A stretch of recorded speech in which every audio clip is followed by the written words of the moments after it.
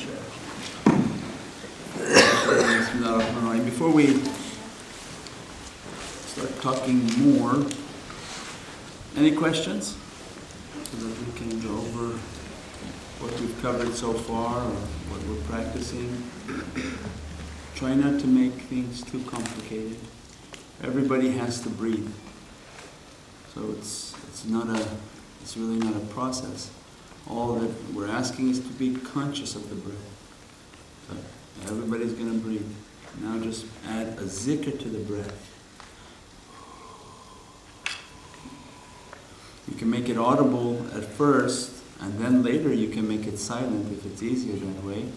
So make the breath to be heard so that you can hear that who.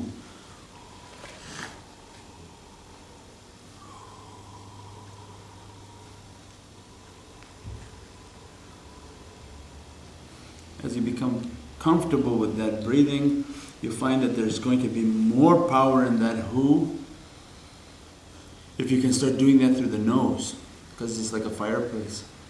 That the fire that we're starting, if you can slowly restrict the oxygen, it is going to burn much more intense.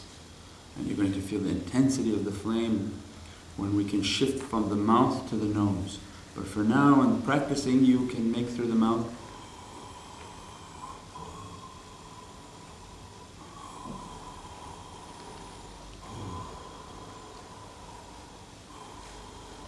Even you can do a loud zikr.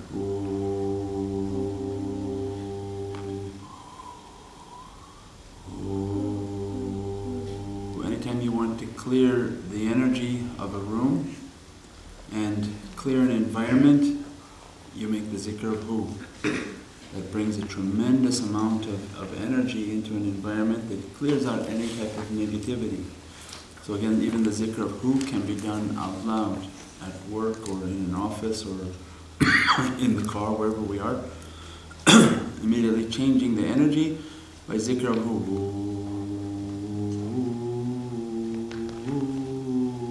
You can add a melody to it. It means not to be rigid.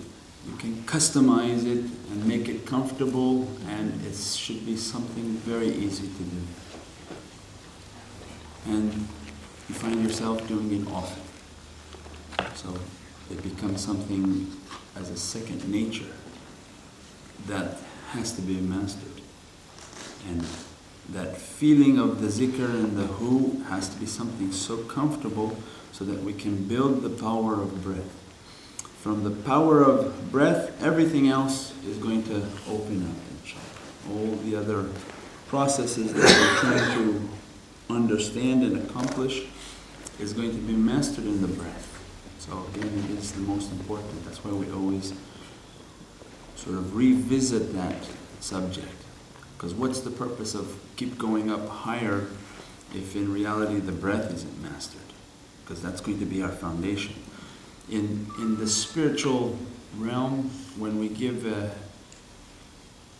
visualization is based off of the masters teaching us a certain reality. So we'll go over that briefly just to understand. We're not taking you somewhere. And well, I don't believe I'm really going to the angelic realm, and how are you describing that? These are based off of spiritual masters that have taught us in the world of light is our existence first. You are born into the world of light. At the moment God created creation, your form was created in the world of light. You are eternal, ancient. When you began and when you end, we have no idea. That's up to the divine. We're not given that timeline.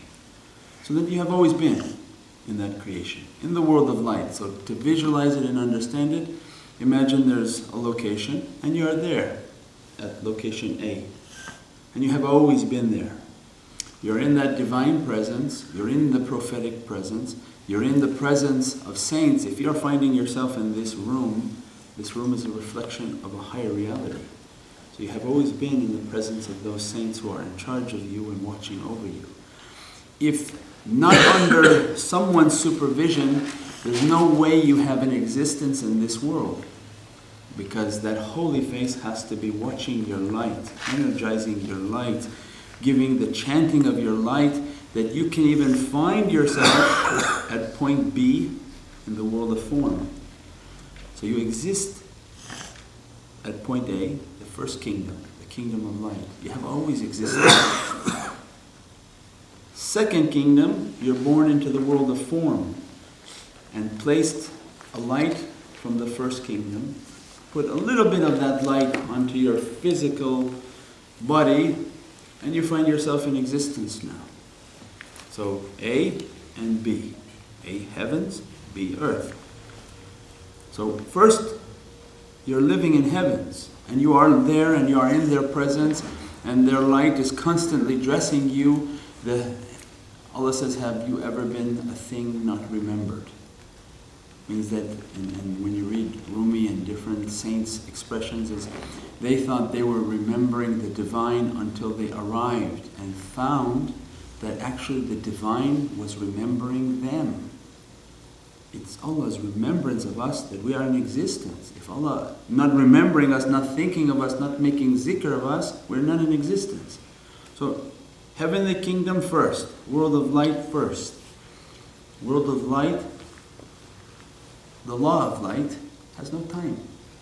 You have always been. Its beginning, its end, not for us. That's why it's represented by a circle.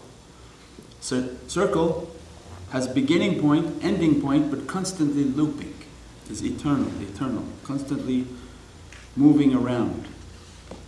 Divine, creator, is linear, infinite. No beginning, no end, and for us is no understanding. When the creator was creator, we don't even go into that subject, it's linear. Our understanding is the circle. We were born in the kingdom of light. When we die, we don't know. We're born in this physical world. When we die, they say we're actually reborn back into the kingdom of light. So this circle keeps going around. What Allah is doing with us and where we're going in this creation is constantly something new, constantly something beginning and something ending. Every day, our example is every day begins and ends at a point, but doesn't end because there's a new beginning. So it's eternally looping. So, heavenly kingdom, earthly kingdom. So, in your form on the earthly kingdom, with the sages and the saints teaching us that, of course, you have a reality always in the angelic presence. And they can tell you, based on who you are in their association, you have to be with Sayyidina Jibreel, alayhi salam. It's from that reality. Because he's responsible for sending that light of understanding into your heart so that you can understand these holy messages. As the prophets received their message, they received that light. We are given a different degree of understanding because we're not receiving revelation, we receive inspiration. So he's in charge of constantly inspiring that light of the divine message. So you have a reality always in that presence. So then the Shaykh is teaching us then in the meditation in the world of form is now connect back to that reality. So then when we close our eyes in the world of form, they give us in the world of light, you have a presence always in those angels. Just receiving from them light, receiving from them blessings.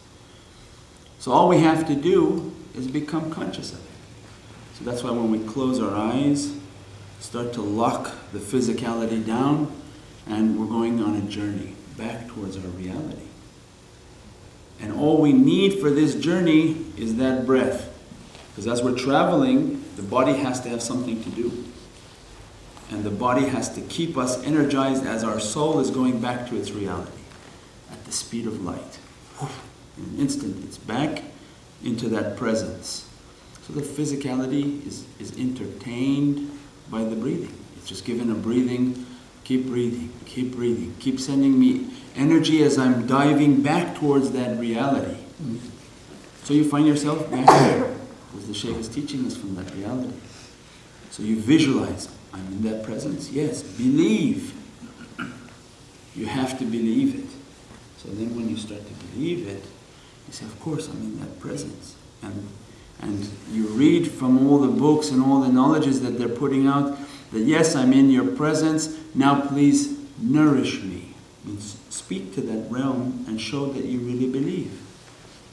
So in the meditation, you're dropping the physicality, parking it, like a car. I don't need you right now. You just keep breathing to send me the energy I need. Then in the visualization, it's based on belief. That I believe I'm in the presence of these angels. I have to be because I'm receiving information and inspiration. Now I'm asking that you grant me this, dress me from this, energize me from that.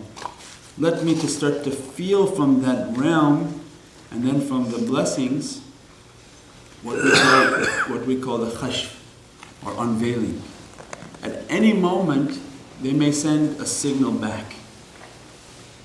And this is just like a satellite to your receiver. You have a little receiver, which is called your heart. And it's able to pick up the transmissions from the heavenly kingdom.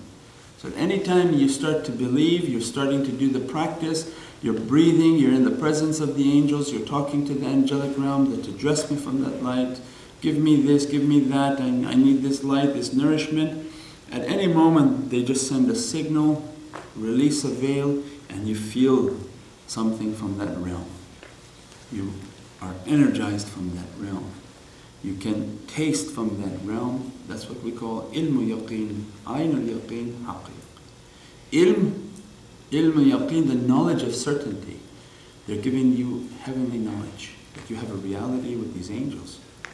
Ayn, vision of certainty, is they give you the coordinates. What does it look like? I'm there, it's the world of light. Big angel, don't have to look for his face, just move into his power and feel his embrace all around you. Based on how much you believe, you're able to unlock that power. And we have many different material meditations. They say visualize a fire. And you practice visualizing the fire and visualize now that fire is in front of you and feel the heat of that fire. It means we are a powerful creation. And you have many different spiritual gifts at your disposal. And if you use that towards heavenly realities, that's how we unlock all of these treasures. Is to really believe with all your heart and soul that I'm breathing in their presence, send me this inspiration. Let me to feel your anointing. Let me to develop a relationship with the angelic kingdom so that you will always be with me. So that I can call upon you in my time of need. That I can be with you and feel you at all times. And this is what they love. It's not like they're busy and they say, oh, you're bothering me. This is our whole purpose, is to serve creation. Serve Bani Adam, the children of Adam. Because you are a noble creation in which God created with His two hands. Our whole creation is to serve you. Just call upon us. So then you believe, and whoosh, at the speed of light, they can send you back the knowledge. They can send you back a vision of it. That knowledge and that vision develop the haqq, the truth. You start to feel. When you know something and you see something, these two senses open up the sense of feel. You start to feel that energy come. You start to taste at times a fragrance or smell a fragrance from that presence. And that's what makes everything to develop and nourish. Again, so these guided meditations are teaching us of a reality. And all we have to do is believe that reality and be in that reality. So we have always a presence in the divine light. Very difficult to reach to that right off the bat. But we have a presence in the angelic kingdom. So the angelic kingdom, angel is energy.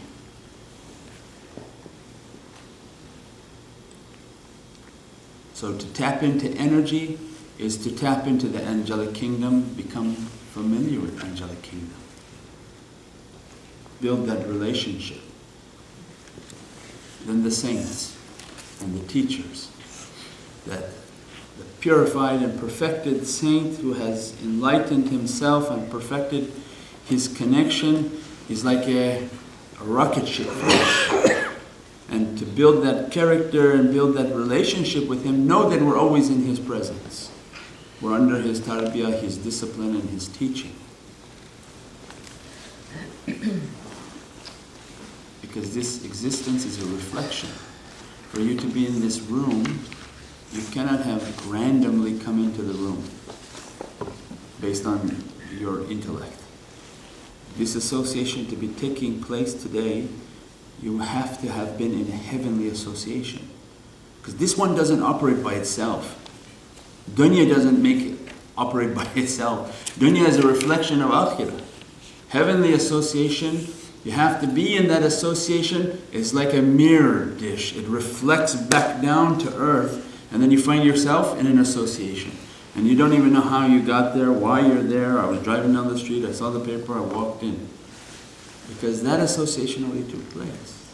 So they're teaching us that you are in His association, Mawlana Shaykh Hisham, in the heavens, in the world of light. Among the many different teachers you may have, you are in a room with him being taught. Otherwise, how are you taking his knowledge in this world? So that's showing you you're in his presence. So again, in the meditation, when we start to go into the meditations with the mentor, in the world of light, you see yourself like a student in front of him.